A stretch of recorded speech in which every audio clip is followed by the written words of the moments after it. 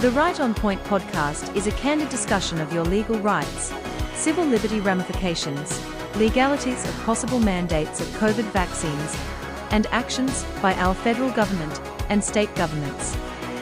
Plus exploring the untouchable topics within the National Vaccine Injury Compensation Program, the PrEP Act, and the Countermeasures Injury Compensation Program. Welcome to the Right on Point podcast with Wayne Rohde.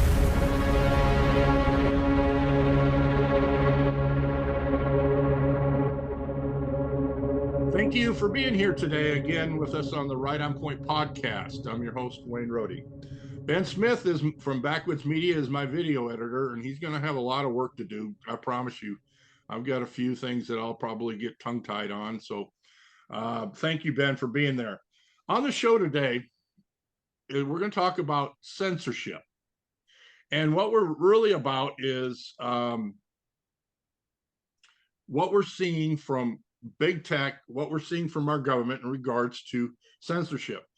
It wasn't something that was on most people's radar prior to COVID. Yes, it was a little bit on some things, but it's really come forefront and become a very, I wouldn't say popular or unpopular topic to discuss, especially on the family dinner table. Many have heard from Robert F. Kennedy Jr., Del Bigtree, and a few others, Dr. McCullough, in regards to how big tech deplatformed them, censored them. Many people on Facebook, Instagram, Twitter would have their posts either deleted or they would be put into Twitter jail for 7 days. I'm a repeat offender. I've been into Twitter jail maybe a dozen times. It's no fun, but that's what it is. But there's another form of censorship that I want to talk about, and I think it's more sinister, it's more corrupt, and that is the form of censorship by our government, mainly our federal government, towards individuals. You've heard of doctors and grassroots advocates, but one of the ones that really concerns me is the censorship towards those who have been injured from the COVID vaccine or countermeasures. And here today is Suzanna Newell. She's a friend of the program. I know her personally. And also, she represents Team Humanity. We're going to have to put that out there. The big purple, Team Humanity, and her attorney in the recent lawsuit, Casey Norman, who's out of Washington, D.C., from the New Civil Liberties Alliance. This is really a wonderful organization. I'm going to ask a little bit about that too, because it's fascinating in regards to other lawsuits that they're bringing. The lawsuit I'm talking about was filed in May 22nd, Southern District of Texas, down there in Galveston. I know that well. I know that area well. I went to school down in Texas, and I know that federal court building. The name of the lawsuit is Dressen versus Flattery. And Flattery was an advisor to Biden. I guess that they take the top names from each plaintiff and defendant, and that's how they name the lawsuit.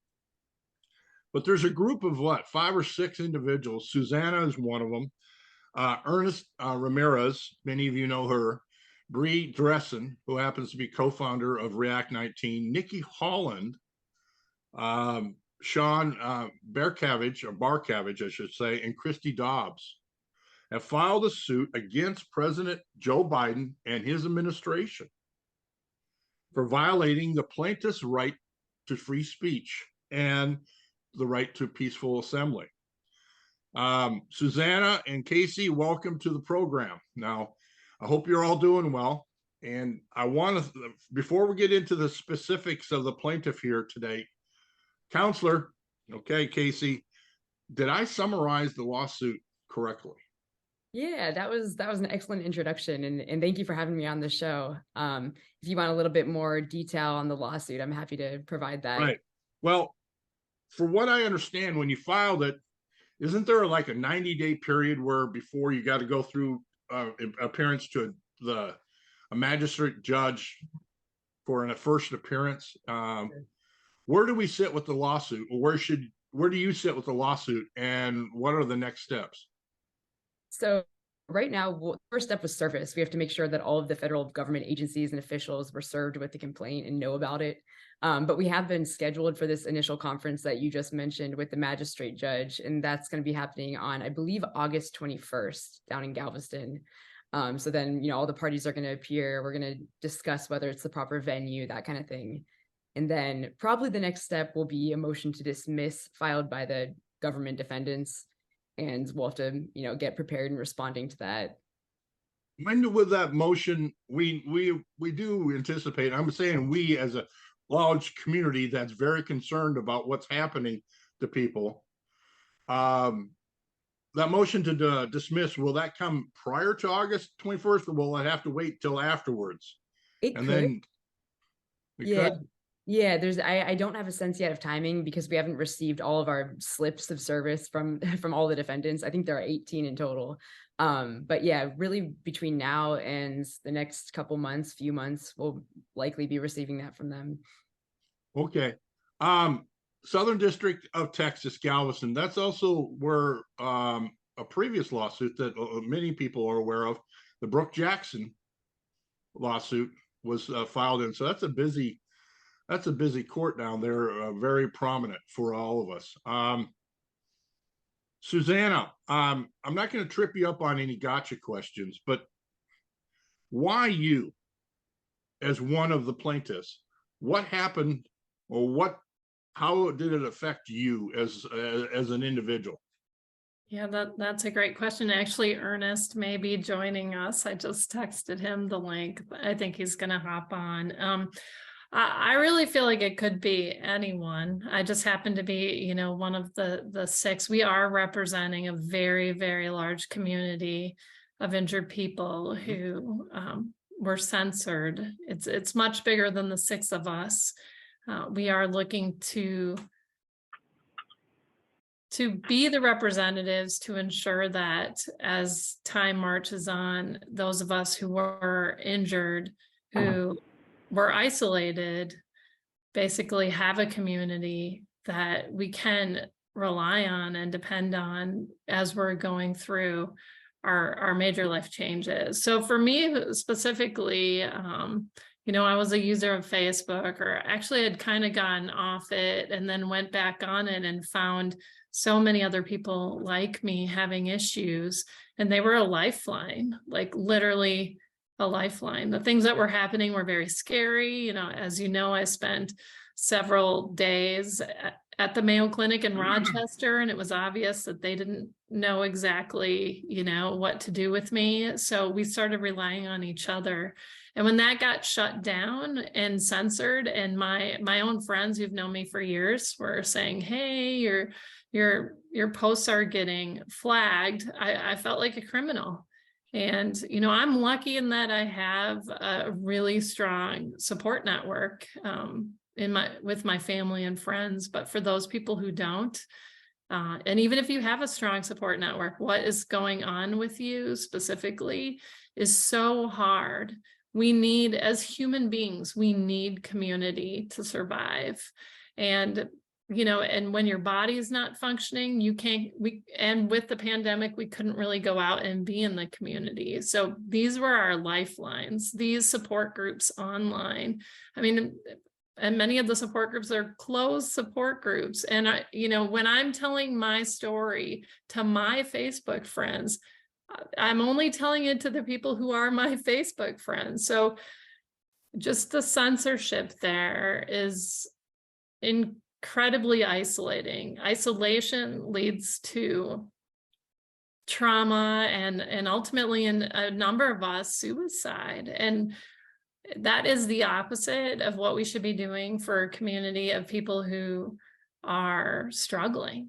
And so it just breaks my heart. And again, I'm super lucky. This has been an incredibly difficult journey, but to have found other people and to be silenced is something I never would have thought would have happened to me. I really didn't think that could even be a possibility, or to have my friends from college telling me like, hey, your stuff's getting flagged as misinformation. Them knowing that it wasn't misinformation because they knew me, but then questioning that as well. It's like my whole integrity as a human being, and I'm in the middle of trauma. My body's, shutting down, my nerves are damaged, my heart's damaged, and I need support.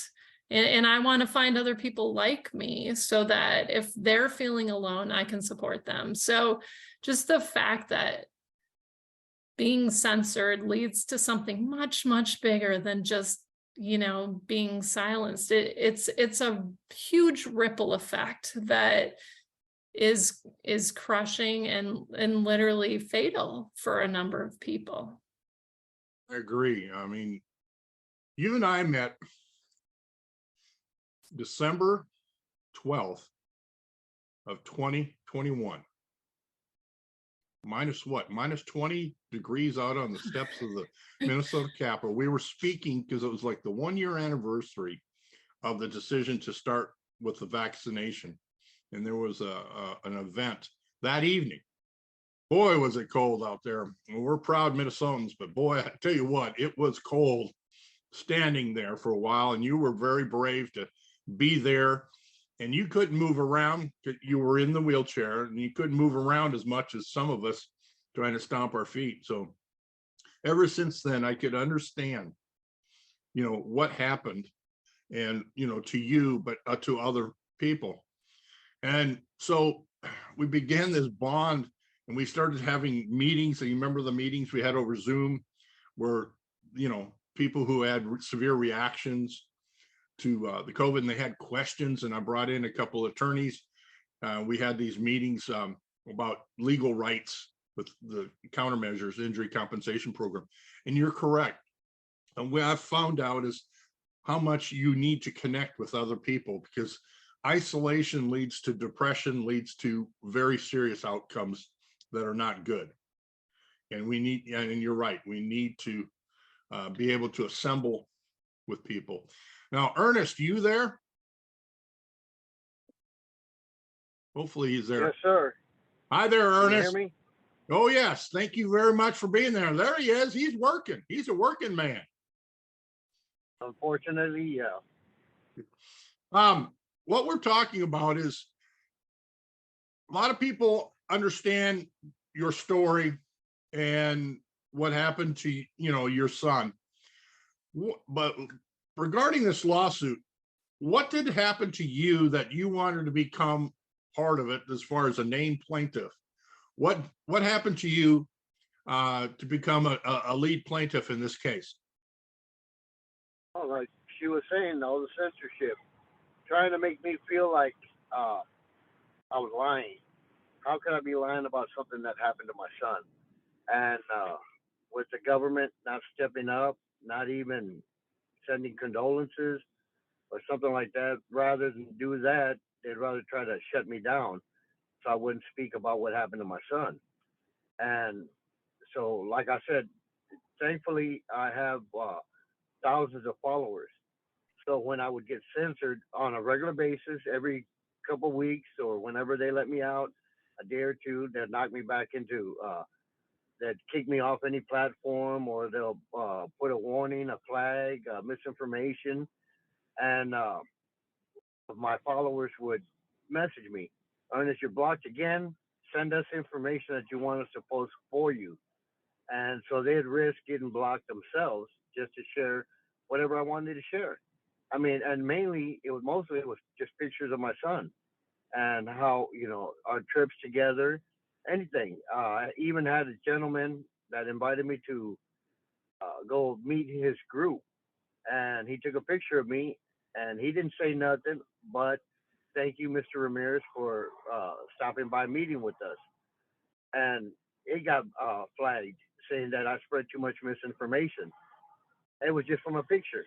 Had nothing to do with COVID, nothing to do with vaccines, just a thank you on that picture of me. So like I said, all they were doing was, because I was ready to give up. And I felt, if you're censoring me this much, I must be a thorn in your side. I must be upsetting you some way for telling the truth. So all they did was refuel my fire. They made me want, you know what, you're going to try to silence me? Well, I'm so sorry. You're not going to silence me now, especially now. So I just kept going forward. I mean, yes, I mean, along the way, I lost all my friends. You know, I belong to a bunch of biker groups. I know a lot of people, biker in the biker community, me and my son, and them doing this to me actually scared these so-called bikers. These big bad bikers scared them because I was getting too much attention from the government. Which, like I said, you know, it's good. Yeah, it's fine with me because this is my fight. It's not their fight. You know, so like I said, the more they censor me, the more, you know, the more power they give me. That's what I say. You're just giving me more ammo to fight back, and I no longer have fear. You know, everyone else has fear of dying, or you know, the government can make something happen to you. Well, so be it. You know, I mean, they'll just prove my point. You know, I'm not lying about anything. Everything I tell, it's the truth. And not just about me and my son, about my vaccine injured family also. So, you know, all you're doing is building me up and strengthening me to be a harder fighter in this process. So now, excuse me, Casey knows last week I was knocked off of YouTube. They canceled my YouTube channel because I posted some stuff on there, and I said, you know, I had people attacking them, and next thing you know, they gave me my channel back. So I said, okay, whatever. You know, I mean, it's not going to stop my world if they take it away. But then they gave it back to me. Then that following evening, they took it away again, and you know, they asked me to respond, and I said yes. I mean, all you're doing, I said, all you're doing is giving me more power. You're giving me more publicity for censoring me, and I told them thank you. You know, I didn't say nothing bad, nothing disrespectful. I actually thanked them for doing this because, you know, it's my followers are the ones that attacked them. You know, how could you do this? You know, they weren't out of hand, but they would, you know, comment. And then the next morning when I woke up, I got an email saying, "We're mistaken. Your videos didn't go against our regulations, so we're giving you back your channel." I mean, it's just an ongoing thing, on and off. So, like, so I'm just waiting for the next time they do it, you know, because, like I said, I have so many dedicated followers and supporters that it doesn't matter to me. I mean, one way or another, they're going to contact me and they'll speak my piece for me. So, I mean, I'm going to continue, you know. So I'm waiting for the next time they try to attack me or censor me one way or another.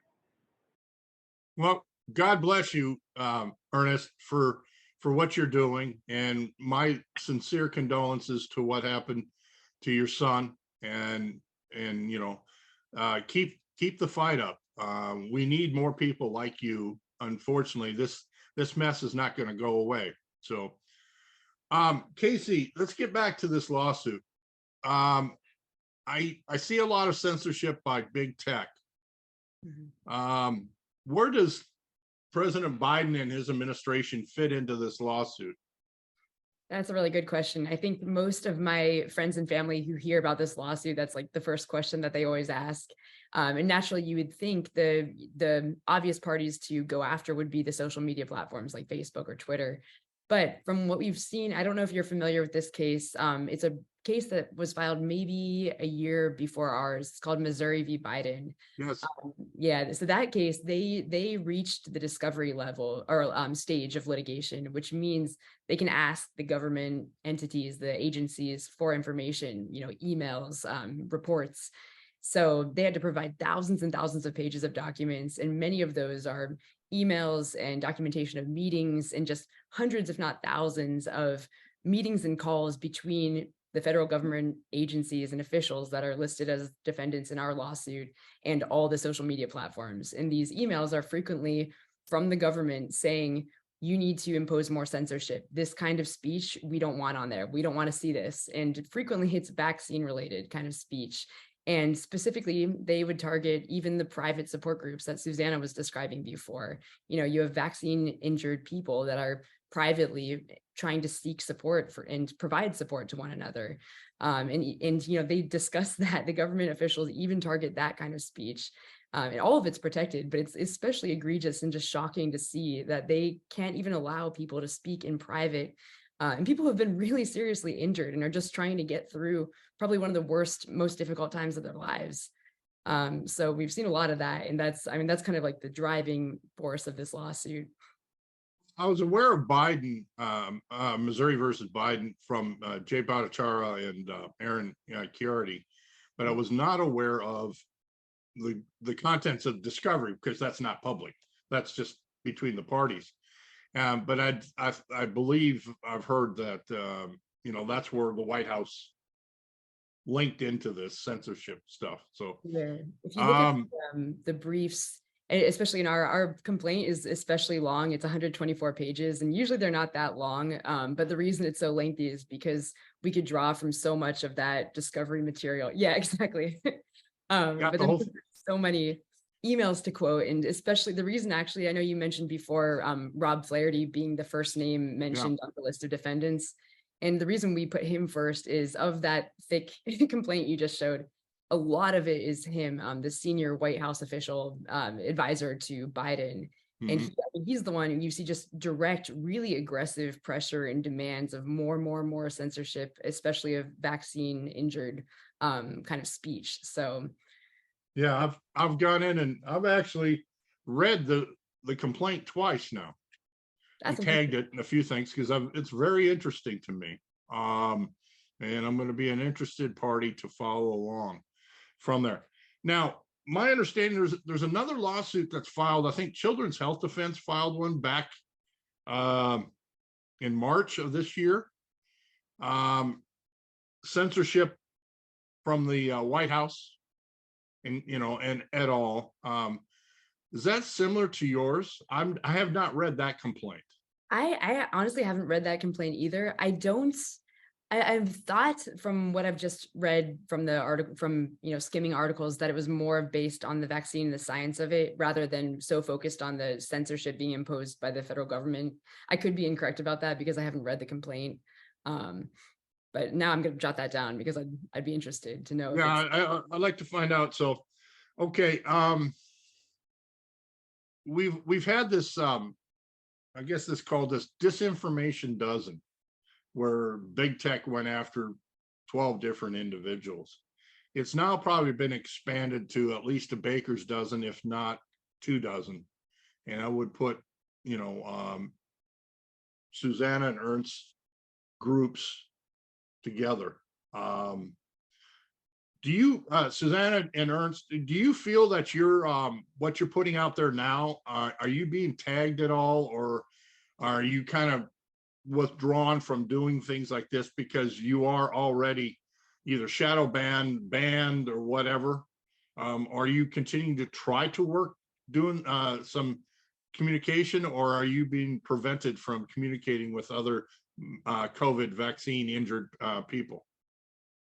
I can start with that, just saying I'm thankful for Ernest and his perseverance, because I personally, after having to speak in code and, having been maybe a little ostracized from a lot of groups, I just kind of stopped. I just got tired of speaking in code and trying to share my truth on my own Facebook channel. And I just kind of gave up a little bit. I know that's terrible to say in a sense. I think I moved from, I would say, social media to in real life with Minnesota Team Humanity, and just trying to build out the community here locally where we can come together in person. I do have the Minnesota Team Humanity Facebook group still, and again, that's been tagged a bunch of times. And I guess, I feel I'm already beaten down from how my body feels and from the injury, and it's been 2 years. So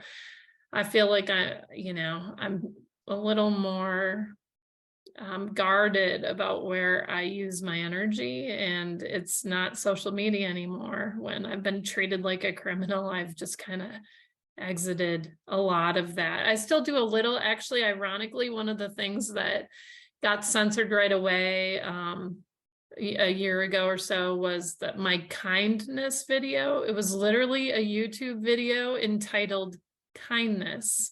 And it was Charlotte from the UK, COVID vaccine jury family, and me talking about to each other, just like a fireside chat about our experiences. And that got taken down and until they appealed it, and then it finally went back up. But how ridiculous is that? It's literally like YouTube killing kindness. I swear we barely talked anything about vaccine. Everything was our own individual experience and how we were suffering and how we were struggling, how similar it was. So I just had another YouTube. So I'm still doing like podcasts and things with people, and like I did a YouTube video with her. I don't think it's up yet, but it'll be interesting to see if they take it down, because I think it was titled Censorship this time, which is a little more of a flag than kindness. I think that the whole the channel was with the UK vax injured family, and so they were just like tagging everything from that group, maybe, because I don't know how kindness hit their trigger to take us down. I remember the interview that you and I did together with Dr. Elizabeth Vliet. I had that up on YouTube. I had like 30 or 40 different podcast episodes up there, and they deleted every one of them, and I'm permanently banned. Was that after ours? Like, I wonder if I was your flag of getting, I'm sorry. Dr. Gert Vanderbosch was my flag. Okay. And but I also had some book reviews of non-vaccine, non-medical. I just did a couple book reviews. One was a historical book review of what happened to the Polish Jews back in the early 40s. I have a friend of mine who wrote a book about it, so I just did a book review, and that was taken down too. I mean, they target the individual and then they wipe it all out. So gladly, I believe Ernest is doing it, and a few others. We moved over to Rumble, and there's no censorship there. Well, I believe that's a Canadian company. Ernest, tell us, you keep running into these walls and then you turn around and find a way through it, and you keep busting down these brick walls. So where are you on your videos? Are you out on Rumble, or where do people find you? Yes, I do have videos on Rumble. I have quite a few of them on YouTube. They can search for me on YouTube. I just posted The Unseen Crisis. I thought they were going to block me with that one, but it's still up. They haven't censored me on that one either. So, like I said, I'm pushing it to the edge. That's the way I'm doing it. I don't care what they try to do to me. I'm going to post as much as I can. I posted Dr. Peter McCullough's last speech on there also. So, like I said, I have my platforms on Facebook. I share everything on Facebook, Instagram, Twitter, Rumble, and YouTube. So, people are more than welcome to, follow me, share my information. I get a lot of people asking if they can. You don't have to ask permission. I have it out there for a reason. I need it to reach the end of the world, because I want my son's name to go down in history. He didn't die for nothing. This is for a purpose, not just for my son, but for all the injured. Because, I don't know if you seen a trailer. I'm dragging that trailer everywhere I go around the U.S. That to get the attention. When I was on my way back from the red carpet of the Great Awakening, I had a truck pull up next to me, and he asked me, "Can we talk about your trailer?" I said, "Of course." He goes, "I just got out of flight school." He said they were forced to be vaccinated. He was concerned about his best friend that was having chest pains, and the doctor said there was nothing wrong with them. They wouldn't diagnose him with anything. And I said, "I'm not a doctor, but I know what the injured go through." And then I tried to connect him with React 19. I gave him my card. I said, if your friend needs to speak to someone, he can call me 24/7. I always answer my phone. I could see the concern in his face. because his buddy was having so much problems with chest pains. And I just don't want the guy to call me and tell me something happened to him. That's why I tell everyone, all my information's out there. Anyone that ever wants to call me, if you know, the most I can do is guide you in the right direction or offer you a shoulder to lean on. So that's what I'm here. I feel that's the least I can do to honor my son. But, excuse me, I'm sorry. That's okay, Ernest. You can gather yourself. Counselor, what's going to happen next, or what's the next steps? Yes, we've got an August 21st meeting. Is there, will you allow other plaintiffs to join in, or is this sit for the group? You anticipate motions to dismiss. We know that's going to happen. Then you're going to reply back and then hopefully survive that, in which I think you should be able to prevail. What else are you seeing going forward with this case? So I don't want to give away too much strategy, and nothing, you know, it's early stages, so nothing is decided yet. At this point, we're not looking to add on any more plaintiffs. You know, there's always a possibility of amending complaints multiple times. So, you know, I won't rule out any possibility, but with these 6 plaintiffs right now, we're not asking for relief just as applied to them. We're asking for generally this censorship misconduct to stop. So the aim is really to have this ruling to affect all people who have been vaccine injured and who are experiencing this kind of censorship on social media. So we're going to have to see how the judge treats that. You know, he could always decide he wants to apply it just to the 6 individuals, and that, you know, that's going to change our direction in the case. But as of now, we're looking, I think, pretty steady where we are. But a lot's going to depend on what happens, both with the judge and the defendants. Okay. Before or pre-COVID, I'm trying to think of any type of a lawsuit against the White House and a presidential administration for this widespread of censorship. Has there ever existed something like that you can know of pre-COVID? I mean, the thing that sticks out to me is maybe the era of McCarthyism. But I don't think, I mean, it seems to me that if this kind of censorship has been going on for years and years, which it seems quite possible at this point, I don't think people knew about it. I mean, the way when you're reading through Missouri v. Biden or our complaint and seeing the kinds of things that are being said in these emails, I at least have the impression that these officials don't believe this is ever going to be seen by anyone. I don't think they thought that any lawsuit would actually reach the discovery stage, and that they'd have to produce this kind of communication. And that makes me think that this may have been going on for a while, and just nobody was able to make it far enough to expose what's been going on.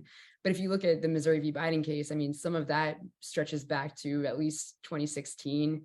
I think once the Trump administration and the election happens, that's when you start seeing some of these censorship activities going on social media platforms. And that being said, too, social media, I guess, hasn't been around that long either, at least, you know, to the popular levels that it's at right now, with billions of people using it. So I guess it's a pretty recent phenomenon, at least this form of censorship. Well, I'm aware of a couple but they were like journalists being attacked by the White House. Cheryl Atkinson during the Obama administration, and a few others, New York Times, Washington Post reporters during the Bush 43 administration, but never in the scope of what we're seeing now. And this is really, really concerning. So this is very important that we advance this. With that in mind, where can people help? Are you accepting donations, or what? We need to keep the plaintiffs going too. I mean, they're hurting, they're in pain. A lot of them have lost their jobs. We need to help them too. And I'll get to where we can help donate for them. But first off, for the legal defense fund, if you will, where can people go to find more information and then help out monetarily? Well, if you go to my firm's or my legal group's website, it's called New Civil Liberties Alliance, or NCLA, I think ncla.legal. But if you Google it, you can get information on the case there. We try to keep up to date with all the filings, the briefs, and a short, description of what the case is. And if you want to donate, the link is there too. I think another way to help is just kind of promoting on Facebook, face-to-face conversations, social media, just what's happening. I think there just hasn't been much awareness about this kind of censorship, and mainstream media is very resistant to talking about it. And so I think the more people talk about it and actually feel comfortable talking about it and don't feel as though they're going to be disowned by their friends or silenced, or, you know, that kind of thing. I think the more the word spreads, the more support all of us are going to have in the future on this kind of issue, because it's just been so chilled for so long. I think people are finally realizing, you know, they can talk about it and there aren't going to be severe repercussions. Very good. Susanna, kind of like the last word here. There's so many that have been injured. You know, a lot of us been in this vaccine injury, you know, community for 20, 25 years. Myself, for what happened to my son 24 years ago. But it wasn't until COVID that it started affecting adults, and adults were mandated to take the vaccines and whatever else happened. And there's just thousands and thousands of people who have been injured. They were doing the right thing. They said they were going to take the vaccine because they were told it'll help stop the virus. We now know that was a lie. But where can people help out? I know that there's a couple groups, React 19, Real Not Rare, and a few others that are trying to take donations to help those who have been injured. Is there a place where people can go, or multiple places to go to help out? Yeah, react19.org is has a care fund that is open to those who are injured, and they can apply to try and get some relief on their medical bills, because as of at this point, there is no safety net. And I think that was another shocking part for me. After having been injured, I thought, you know, oh, I'm probably rare, but there's got to be a system or a process to kind of scoop me up and support me, and then research me so this doesn't happen to other people. And we're still not there yet in this country. But React 19 is definitely working on not just building a community, but science-based research about those who are injured is a good first place for those who are injured to stop. And then anybody who wants to support financially to go and donate there.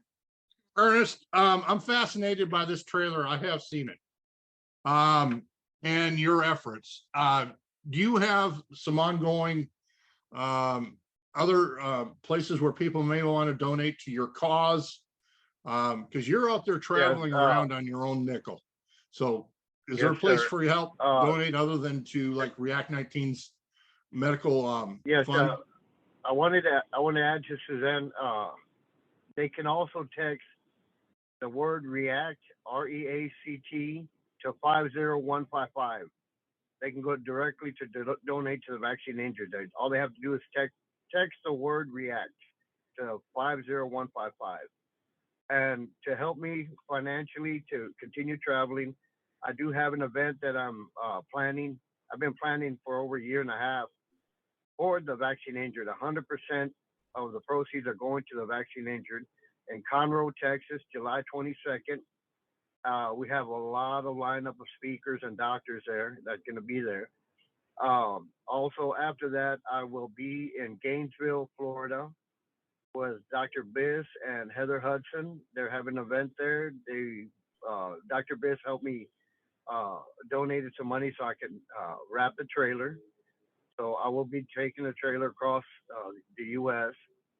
And then in September, I will be in Dallas, Texas, hopefully, with Dr. Henry Ely, who also asked me to be up there, who also donated to help me with the trailer. Mm-hmm. If anyone wants to financially help me, they can easily go to my life funder, Justice for Ernesto.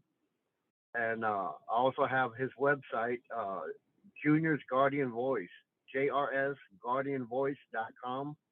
There's also Give, Send, Go on there. And I have an application for anyone that's vaccine injured, grieving families. I'm trying to do as much as I can with what little I have. I need to reach out to anyone. I want them to know that they're not alone. They have family here. We are here to help each other. I also do a Twitter space every Monday for my vaccine injured. I just had a couple extra people jump in. They were searching. They didn't know who to contact, who to communicate with. They fell across my Twitter space. They thanked me because now they know that they have somebody to reach out to. They have somebody that will communicate with them on the same level. So like I said, I'm trying to do as much as I can. I don't know what more I can do. I need to get out there more. I actually feel like standing on top of the mountain and just yelling out, hoping people will hear me, because I don't want any more phone calls. I don't want any more text messages. I don't want to hear the words, "I'm sorry, I should have listened." I want them to listen now before it happens to you or yours, because we need to protect one another. I mean, the good Lord put us here for that purpose, to take care of each other. And that's what I'm trying to do. I'm trying to protect as many as I can. Very good. Very good. Thank you. For all the listeners, I'm putting up when the video is released, I have all the websites. I'll be putting it up there, plus instructions on where to go for donations and links and stuff like that. So then people can come back and use it as a resource if they want to find out things. So very well. Thank you very much for sharing all those places to donate. It's very important. People need to look at this and help out. We've been watching and listening to the Right on Point podcast, everyone. We've had a great discussion here. The program is a candid discussion of your civil liberties, issues, and your legal rights with your government. We discuss what no one else will by digging deep into the vaccine injury compensation programs, the countermeasures injury compensation programs, the PrEP Act, legalities of the COVID pandemic, and what is happening in our global community. I want to thank my guests today, Suzanna Newell, Ernest Ramirez, and their attorney, Casey Norman. I really appreciate your contributions. Ben Smith with Backwoods Media is my video editor. He's got a lot of work to do here. Thank you to the many viewers and listeners of this program. And as I leave you each week with the following: keep learning, keep challenging yourself, and always question authority. Have a good day, everyone.